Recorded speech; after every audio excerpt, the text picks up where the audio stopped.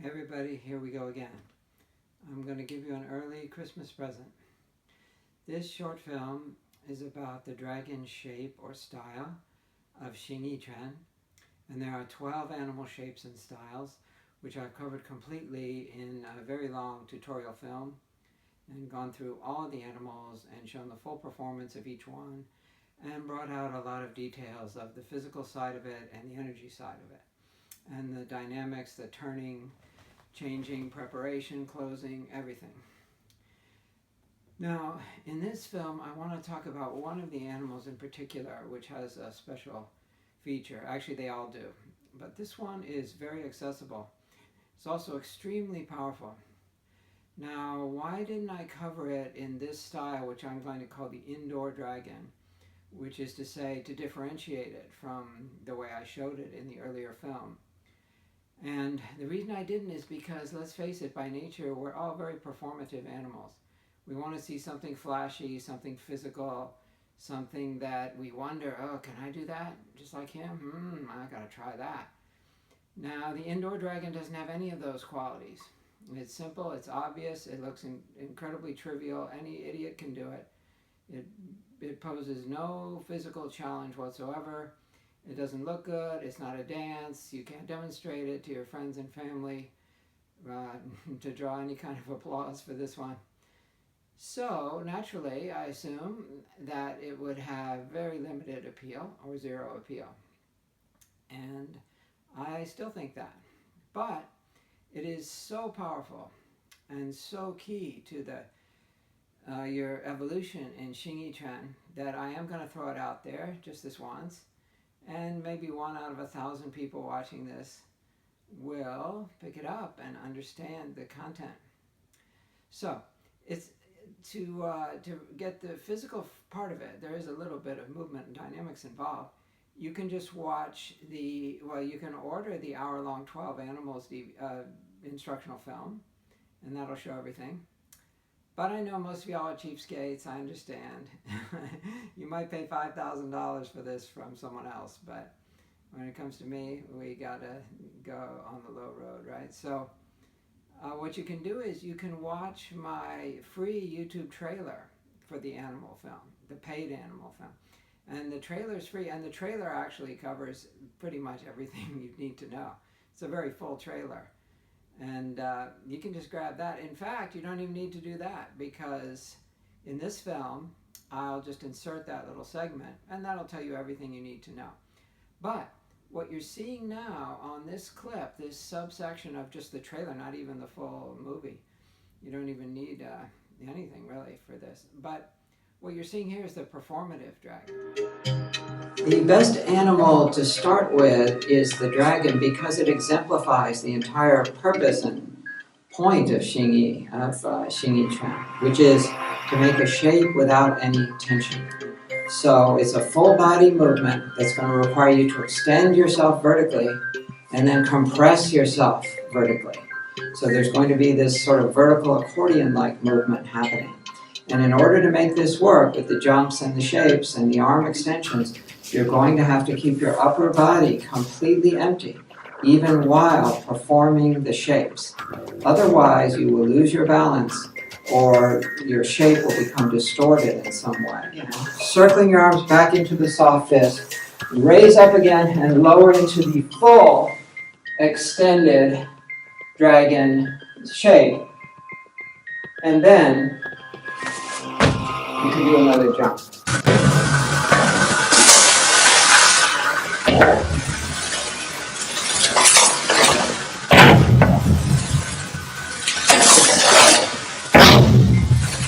So the performative dragon has 2 sub-styles, 2 modes, one of which is the low to high, the vertical uncoiling and compression mode. That's what I demonstrate, and that's what my teacher emphasized.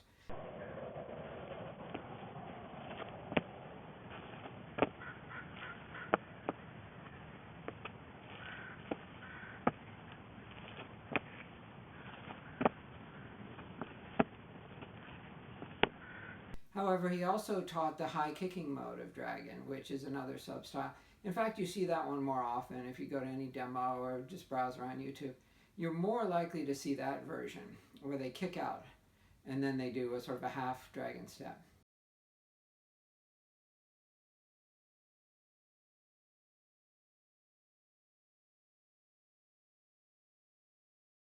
My teacher taught that one too, and obviously I have no problem with high kicks. That should be quite evident, and you can see that for yourself in other things that I've done. But those are both performative in the sense that they have an athletic orientation to them. That's not to say you can't develop energy with those. They're very powerful if you understand them. But in fact, the indoor dragon is far more powerful and far closer to the bone marrow of Xingyi, the real heart of the beast, is in the indoor dragon that I'm going to show you now. But you're not going to like it, I'm warning you. You might as well click off now, because this is going to be a complete turn off. So you might as well bug out and find a better use for your time. You'll never recapture these 5 minutes again. All right. What you need to do is you begin in the same shape that you would the ordinary dragon. We always begin with the left foot forward, Santisha, which I've covered exhaustively and at huge length in all my other Xingyi productions, as a process, not a stance. And it has a very detailed and very rigorous and very powerful internal protocol for how you engage in the process of Santisha. And I strongly advise you read my other books, The Aiki Singularity, and some of the other films that I've done recently, where I have slowly, step by step, I've introduced you guys to the inner protocol of the Santisha as a process, not as a stance, the way it's normally taught. Okay, fine. Anyway, we begin with that. But you don't have to get into all this inner protocol stuff when you're practicing the indoor dragon. It's okay just to do it. Hopefully you understand the basic shape well enough to just get into it by now, and that's all you really need to do for this. So you begin from Santisha. Then you rise up and you lower. Okay? That's all it is, right? So it's simple. In fact, the non-performative, the indoor dragon, is much easier on you. It's far easier to do physically than the performative dragon, either the low squat or the high kick versions. So instead of going all the way down each time, which you could, we'll cover that, but to understand the point of it, you just go halfway down. It's so easy, right? So after doing a tall stretch, you slowly lower yourself halfway.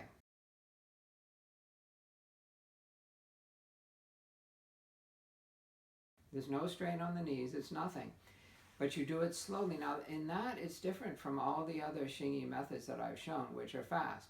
In fact, I often say Xingyi and Tai Chi are really the same thing, but Xingyi is a time-compressed version of Tai Chi, because you're adding a time element, like a vice, you're twisting around the art, and you're compressing it that way, like the shaping charges around a plutonium shell in a nuclear weapon. So it has this binding to it. But in the indoor dragon, we're going to do something exceptional. We're going to take it slow, almost like Tai Chi, but it'll have a little more focused feeling than Tai Chi. So the first thing is you're doing only half of the lowering in general. Later you can do the full lowering if that really appeals to you. But to get the idea of it, work with it halfway to begin with. Because if you start trying to do the full lowering right off the bat because you think it looks more badass, or you can skip this baby stuff, right? Because you're such an experienced veteran or whatever. But no, you need to really understand the inner material first, and then you can worry about how badass it looks. So deliberately force yourself to only go halfway down. That will help your mind to throw off this physicalized and performative orientation, which just cripples everybody, especially with Xingyi. I don't know why, but everyone goes nuts and rushes all over the place, and they're tense and sweating and jerking their shoulders. It's just absolute garbage. So going halfway, you'll know that you don't look like anything. You'll know that nobody's going to be impressed if you only go halfway. It's not going to look like anything. So that'll free your mind from that constraint. Obviously, it's nothing. It's like no one wants to watch you brush your teeth, right? This is about like that.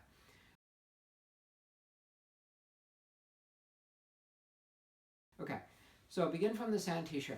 Lower halfway. Now, as always, as with the performative dragon, actually, as with all the animals, as with the entire art, you need to empty your upper body of all tension. Xingyi, shape, mind. No tension in the middle. Only shape and mind glued together without the usual interposing element of that tension and jerkiness and hard-ass power because you want it to look like a fight.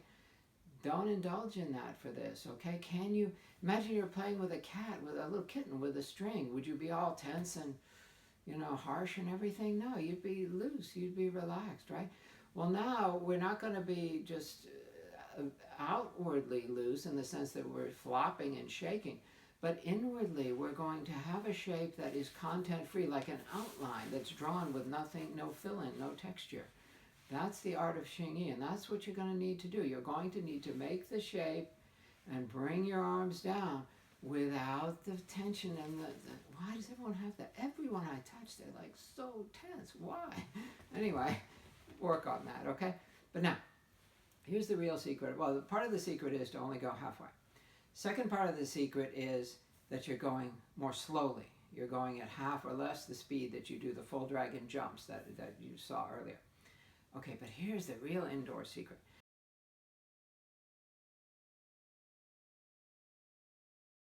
As you go down, now I've talked so much in my books about the cestus, right? Cestus is a unit that doesn't have a name in English, right? It's the unit that does not speak its name, but basically from elbow to fingertips, okay? So you're covering all this territory.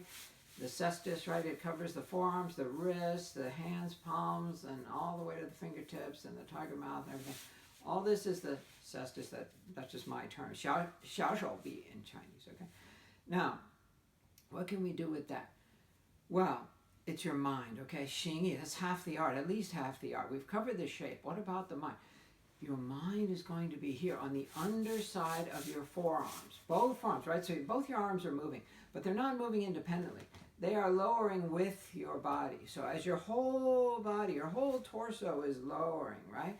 That's what's bringing your arms down. You're not like slamming your arms down like you're bashing somebody. I'm sorry, you can do that later or in some other form of practice, but for now, don't think of it that way. Think of it that your arms are almost immobilized. After they form the forward shape, they do extend a bit as you go down. But basically, it's the body that's carrying them down, okay? It's your body that's lowering them. So you don't have to do much work. Your arms don't have to do much, right? And since they don't have to do much, they don't have to tense up. So all you need to do is, as they lower, put your mind on the inner surface. That is the surface that is closest to the floor, okay? This inner surface here. Not this part, not this outer part, all right? This part, the sort of the most vulnerable part, if you will, where you can see veins and stuff, okay? That's the part, the kind of this maybe more sensitive part. But that's the part that if you were putting your arms down on a table, what part would touch the tabletop first, right? It wouldn't be this part, would it? I hope not. No. It would be this part. And likewise on the closer hand, it would be this part that's touching the table first. So it's as though you're resting your arms on a table that is being lowered as you're touching it. Somebody is kind of maybe putting the legs up like a telescope, and so the tabletop is lowering. And as it lowers, it's taking your arms down with it. And you're feeling that contact. You're feeling something right in here as you go. This is where your mind is, okay? From this point here in the inner wrist, the base of the wrist, the base of the hand, this little point in here, and there's one here too. From there to the elbow along the inner surface is contacting the table, staying in contact with the table as it goes down. Then when you retract and begin the next one, try to keep some relaxed awareness in your arms as a whole. You don't have to get obsessive about this part for this part of it. You just want to keep the energy engagement that you achieved as you went down. Just try to maintain it as you do the next one. But after you reach your peak extension, and this involves the torso extending too, everything kind of coils up just like the real dragon, right? Just like the more performative dragon it is. Now, as you come down again, right from the beginning, as you come down again, mind here, mind on this lower surface. This is a secret of Xingyi Quan, okay? Make no mistake. Even if you don't feel it, I don't care. It doesn't matter. Won't change the fact that if you practice enough, you would feel it.